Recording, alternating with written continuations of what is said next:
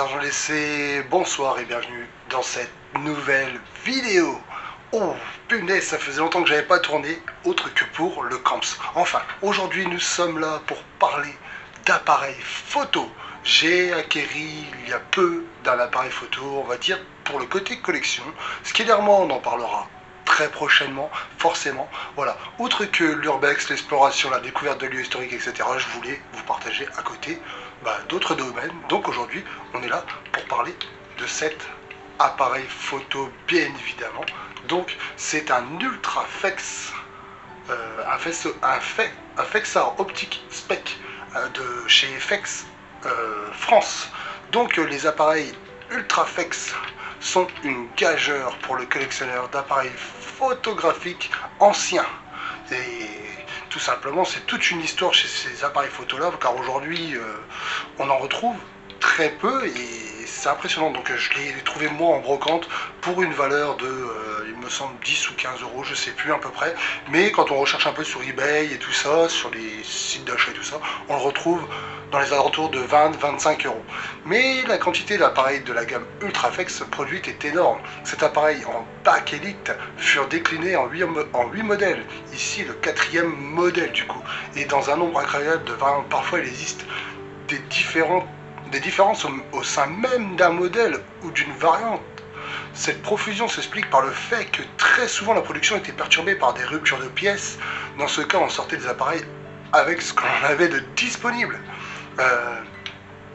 Les signes distinctifs du Ultraflex 4e modèle sont le bulet, l'objectif Fexar Optic Spec et un Tourret Nara à ménisque reconnaissable à sa couronne bleutée.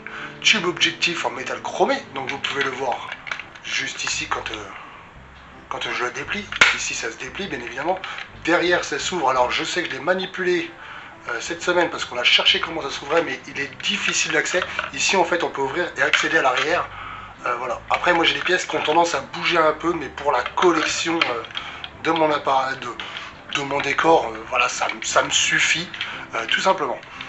Il est aussi du coup muni d'une axe bobine folle muni d'un petit bouton, 3 vitesses 25, 100 et pose P, 2 ouvertures marquées normales et intenses, déclencheur muni d'une tête métallique et positionné sur l'objectif, griffe pour flash mais pas de prise synchro, filetage pour pied photo, donc qui se situe juste ici, vous voyez. Un marquage Himalaya ou France en bas à droite du boîtier, marquage qui peut aussi ne pas exister. Alors attendez, du coup je suis en train de voir, moi c'est écrit Fax France juste ici, mais en bas à droite, non, je n'ai rien, il n'y a rien, et derrière, non, il n'y a rien, je n'ai rien dessus, hein, forcément, moi je ne vois rien. Pas encore le système empêchant la prise de vue lorsque l'objectif n'est pas en position et qui n'est pas apparu qu'avec les versions suivantes de l'Ultraflex. Mais un crochet qui permet de limiter la course du déclencheur. Cette gamme d'appareils et beaucoup d'autres fut développée par Fritz Kaftansky. Cet Allemand né à Essen en 1899 émigrera dans plusieurs pays d'Europe avant de s'installer en France. Durant l'occupation, il s'associe avec Lucien Bouchetal de la Roche pour fabriquer des appareils photographiques sous la marque Fex France Export. Installée à Lyon, cette société devenue Fex Indu puis Indu, donc industrie optique, s'éteindra en 1981. En tout cas, c'est un très bel appareil photo. Donc là, on peut voir ici l'objectif, comme je vous ai montré, avec le côté chrome, les petits boutons, etc. Le viseur optique, ici la petite lentille, et dans ceci, donc vous aviez l'intérieur avec la bobine, etc. Et ici on pouvait certainement voir le liquide ou le niveau, enfin je ne sais pas trop, ou alors revoir les photos déjà prises sur la bobine. Moi et la photo, je suis en train d'apprendre tout doucement, donc désolé si je ne connais pas trop, hein, les pros, ne vous énervez pas. Donc je vais essayer de vous l'ouvrir. Donc on coulisse ici sur la petite barre là, en fait ça se coulisse vers le bas simplement. Donc ce qui n'est pas évident parce que j'en avais une qui est bloquée un petit poil, mais au final de les avoir débloqués, ça les a fait. Donc on coulisse ces deux petites barres là. Et à l'arrière, on peut ouvrir et observer l'intérieur. Donc là, avec les deux petites bobines qui servaient à accrocher la pellicule pour prendre les photos. Et là, on peut voir du coup, donc là vous avez l'arrière-intérieur avec les deux côtés pour accrocher les bobines. Et ici l'arrière, tout simplement, qui se remettait dessus comme ceci. Et il suffisait de recoulisser ceci pour verrouiller. Donc je vous dis, ça a pris un peu de jeu. La dame qui me l'a vendu, à mon avis, devait stocker ça dans un vieux coin. Et voilà, il faut savoir que ça n'a pas vraiment de grande valeur. Hein.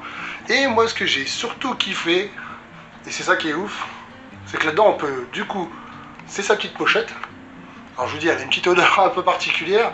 Et dedans, en fait, ici, ça nous permet de visser l'appareil photo pour pas qu'il ne bouge de son étui. On peut voir le système là pour voir à l'intérieur dans le coin rouge là apparemment. Et du coup après on peut l'enfermer et il se situe là-dedans. Voilà tout simplement. Je voulais vous présenter ce petit appareil photo que moi je kiffe avec sa petite histoire. J'espère que vous aurez apprécié en tout cas. Moi je kiffe les appareils photo comme ceci, un peu à l'ancienne et tout ça. Donc je risque d'en acquérir d'autres. Donc vous en verrez certainement d'autres vidéos comme celle-ci. N'hésitez pas à liker cette vidéo afin de soutenir aussi ce genre de concept. Et pourquoi pas voir d'autres concepts. Et si vous avez des histoires d'appareils photo, des appareils photo à partager, n'hésitez pas à venir sur l'Instagram et m'envoyer des photos, hein, tout simplement. C'est @sergentdc. Donc là on peut voir que c'est ce qu'on disait tout à l'heure, les vitesses de capture, les intenses, le normal, les petits boutons de réglage et tout ça qui permettaient de verrouiller, déverrouiller. En tout cas cet appareil photo est assez fou. Enfin bref, voilà tout simplement. Je vais vous mettre quelques petites images de quand il est positionné juste là-bas, là, à côté là. Voilà, il va j'irai là-bas, il va là-bas, là-haut, là, il va là, voilà, tout simplement. Il va ici, en exposition, et tout simplement. Moi, je vous dis à très bientôt pour une nouvelle vidéo de présentation, pourquoi pas, d'appareils photo, ou en tout genre. Enfin bref, c'était Sergent DC, et moi, je vous fais des bisous, à bientôt, au revoir.